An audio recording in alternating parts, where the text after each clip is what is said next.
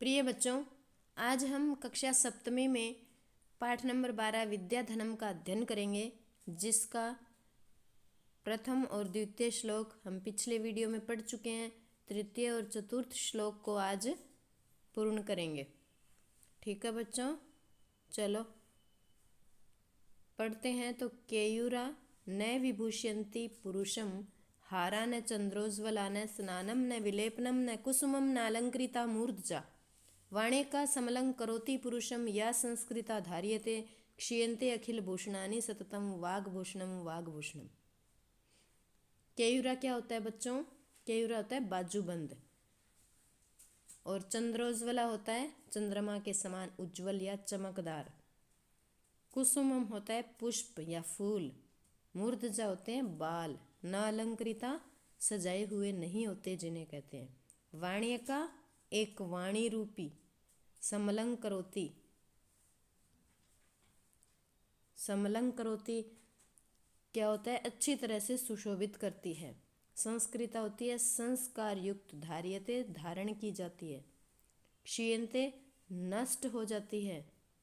अखिल संपूर्ण भूषणानि आभूषण सततम लगातार। ठीक है बच्चों, अब इसका हिंदी अर्थ देखते हैं। केयूराः न विभूषयन्ति पुरुषम, बाजूबंद मनुष्य को सुशोभित नहीं करते। हारा न चंद्रोज्ज्वला, न चंद्रमा के समान उज्ज्वल या चमकदार हार सुशोभित करता है। न स्नान करने से मनुष्य सुशोभित होता, न शरीर पर लेप करने से होता, न पुष्प लगाने से, और न बालों में पुष्प लगाने से, वह बालों को पुष्प लगाकर अच्छी तरह से सजाने से भी वह सुशोभित नहीं होता है। एक वाणी रूपी आभूषण ऐसा है जो मनुष्य को सुशोभित करता है। कौन सा वाणी रूपी आभूषण? या संस्कृता धार्यते, जो संस्कार से युक्त वाणी धारण की जाती है, वही आभूषण मनुष्य को सुशोभित करता है। क्षीयन्ते अखिल भूषणानि सततम, बाकी सारे आभूषण तो लगातार नहीं रहते, नष्ट हो जाते हैं। वाग्भूषणम वाग्भूषणम, वाणी रूपी आभूषण ही एक लगातार रहता है। तो जिसके पास वाणी रूपी आभूषण है, संस्कार युक्त जिसके पास वाणी है, वही आभूषण लंबे समय तक रहने वाला है। बाकी सारे आभूषण नष्ट हो जाते हैं, इसलिए हमें वाणी रूपी आभूषण को धारण करना है। दूसरा श्लोक है विद्या नाम नरस्य कीर्तिरतुला, भाग्यक्षय च आश्रय धेनु कामदुगा, रतिश्च विरहे नेत्रम तृतीयम च सा, सत्कारायतनम कुलस्य महिमा, रत्नैर्विना भूषणम, तस्मात्तन्ने उपेक्ष्य सर्वविषयम विद्याधिकारम कुरु। क्या कहा है? अतुला क्या होता है? अत्यधिक। अतुला क्या होता है? अत्यधिक।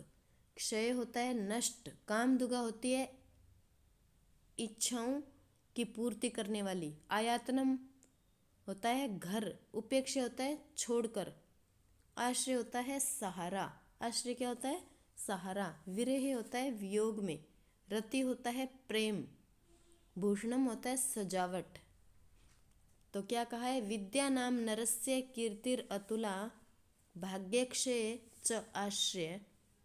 विद्या मनुष्य का अत्यधिक यश है। विद्या नाम नरस्य कीर्ति, कीर्ति यश होता है। विद्या मनुष्य का अत्यधिक यश है। भाग्यक्षय च आश्रय, और भाग्य के नष्ट हो जाने पर सहारा है। विद्या क्या है? मनुष्य का ज्ञान, मनुष्य का क्या है? अत्यधिक यश है। भाग्य के नष्ट हो जाने पर वह सहारा बनता है विद्या। धेनु काम दुगा, रतिश्च विरह नेत्रम तृतीयम च सा, वह इच्छाओं की पूर्ति करने वाली गाय है। धेनु कौन सी है? काम दुगा, इच्छाओं की पूर्ति करने वाली गाय है। किसके बारे में बताया बच्चों? विद्या के बारे में बताया कि विद्या क्या है? इच्छाओं की पूर्ति करने वाली गाय है। विरह नेत्रम तृतीयम च सा, विरह की स्थिति में प्रेम है। रतिश्च विरह, विरह की स्थिति में वो प्रेम है। और तीसरी आंख है, वह सम्मान का निवास स्थान है। सत्कारायतनम कुलस्य, सम्मान का निवास स्थान है। कुलस्य महिमा, कुल की महिमा है। कुल ही महिमा है। रत्नैर्विना भूषणम, और बिना रत्नों का आभूषण है। तस्मात् अन्य उपेक्ष्य, इसलिए अन्य सभी विषयों को छोड़कर, सर्व विषयम सभी विषयों को छोड़कर, विद्याधिकारम कुरु, विद्या पर अधिकार करें, अर्थात ज्ञान प्राप्त करें। इसमें क्या कहना चाह रहे हैं हमारे कवि जो पाठ के हैं, वो कह रहे हैं कि विद्या मनुष्य का अत्यधिक यश है। विद्या ज्ञान मनुष्य का अत्यधिक यश है और भाग्य के नष्ट हो जाने पर सहारा बनता है। विद्या क्या है? इच्छाओं की पूर्ति करने वाली गाय है। और विरह में प्रेम है। और तीसरा नेत्र है। तीसरा नेत्र है। वह सम्मान का निवास स्थान है, कुल की महिमा है, बिना रत्नों का आभूषण है। कौन? विद्या, ज्ञान बिना रत्नों का आभूषण है। इसलिए अन्य सभी विषयों को छोड़कर विद्या पर अधिकार करो, अर्थात ज्ञान की प्राप्ति करो। हमें विद्या का अध्ययन करना चाहिए, क्योंकि सबसे बड़ा ज्ञान विद्या ही हमें प्राप्त करनी जरूरी है। इससे यह समय आने पर मनुष्य का सब कुछ बन जाती है। इसके बाद में देखते हैं बच्चों इससे संबंधित जो शब्दार्थ हैं। केयूरा बाजूबंद बता चुके। चंद्रोज्ज्वला चंद्रमा के समान चमकदार। विलेपनम शरीर पर लेप करने योग्य। नालंकृता नहीं सजाया हुआ। मूर्धजा वेणी या चोटी। बाल वाणे का एकमात्र वाणी। संस्कृता संस्कार युक्त। ये जो प्रश्न है ये करने हैं आपको। क पशु का भोग करी। कानी क्षीयन्ते। इसके साथ ही ये पाठ अपनी कार्यपुस्तिका में पूर्ण करना है। धन्यवाद बच्चों।